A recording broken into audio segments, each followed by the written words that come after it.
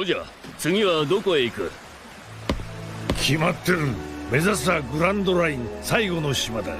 だがそのためには4つのロードポーネグリフを揃えなきゃならねえ。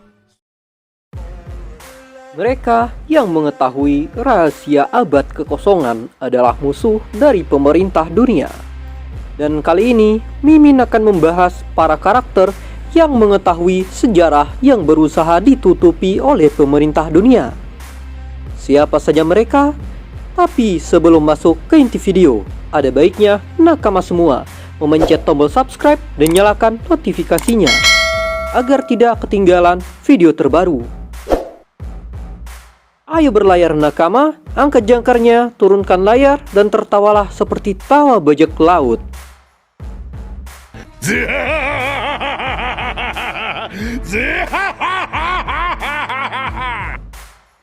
Masih banyak cerita yang belum dijelaskan di One Piece, seperti contohnya Void Century atau abad kekosongan.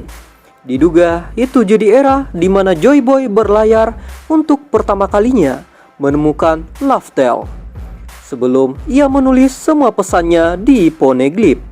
Berikut daftar karakter One Piece yang tahu tentang abad kekosongan. Di urutan pertama ada Kozuki Oden. Selama 5 tahun dalam hidupnya, Oden berlayar dan berpetualang sebagai bajak laut. Awalnya ia ikut dengan Shirohige hingga menjadi kapten divisi kedua dari kelompok itu. Oden lalu pindah ke kelompok Roger untuk membantunya menerjemahkan Poneglyph yang ia temukan sebagai keturunan klan Kozuki. Oden punya kemampuan untuk membaca bahasa Poneglyph. Selama ikut dengan Roger, ia mampu menerjemahkan semua Poneglyph yang mereka temukan. Roger bisa sampai ke Laftel, juga berkat bantuan Oden setelah menemukan harta Joy Boy di Laftel.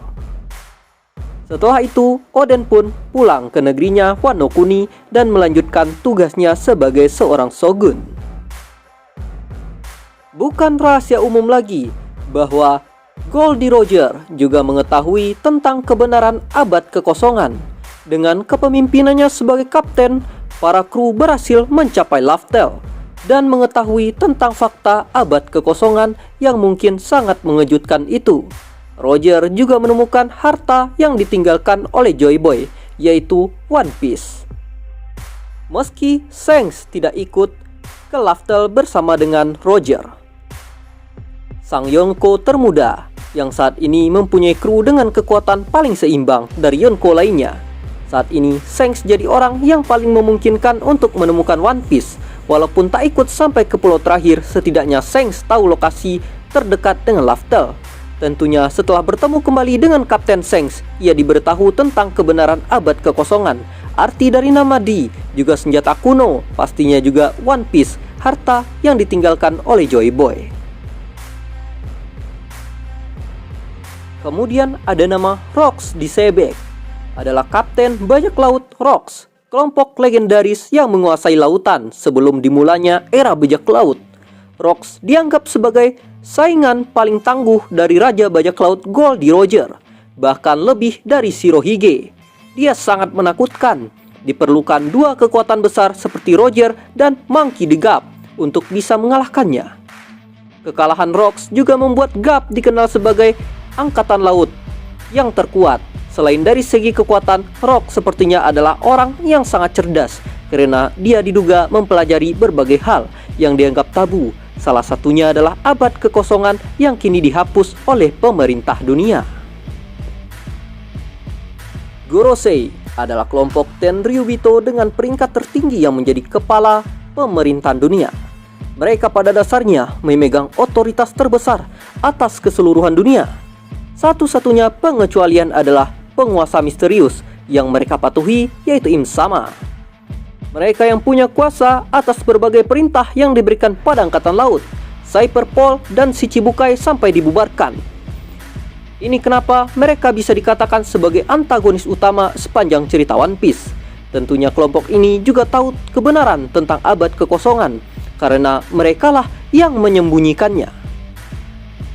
Di urutan berikutnya ada Im Sama, adalah sosok misterius yang memegang kekuasaan tertinggi dalam pemerintahan dunia. Bahkan Gorosei sujud di hadapannya. Ia juga pemegang tahta kosong saat ini. Tapi keberadaan Im Sama dirahasiakan di dalam pemerintahan dan di seluruh dunia. Sosoknya sendiri bahkan lebih misterius dibandingkan dengan abad kekosongan. Dan di urutan terakhir ada Joy Boy. Joy Boy jadi sosok paling berpengaruh di abad kekosongan, yang memainkan peran penting dalam sejarah Pulau Manusia Ikan. Ia meninggalkan harta karun yang tak terbayangkan di pulau terakhir. Dia pertama kali disebut di Ryukyu Poneglyph, yang dibaca oleh Nico Robin saat berada di hutan laut. Setelah sampai di Laftel, Goldie Roger berharap bisa hidup di era yang sama dengan Joy Boy. Kemungkinan besar alasannya karena Joy Boy hidup di era di mana dunia masih sangat bebas. Belum ada pemerintahan dunia dan angkatan laut, sehingga ia bisa berlayar kemanapun yang dia mau. Oke, itu tadi adalah orang-orang yang mengetahui rahasia dari abad kekosongan yang disembunyikan oleh pemerintahan dunia. Semoga video yang Mimin rangkum ini menjadi hiburan dan memberikan informasi kepada nakama semua. Sampai jumpa.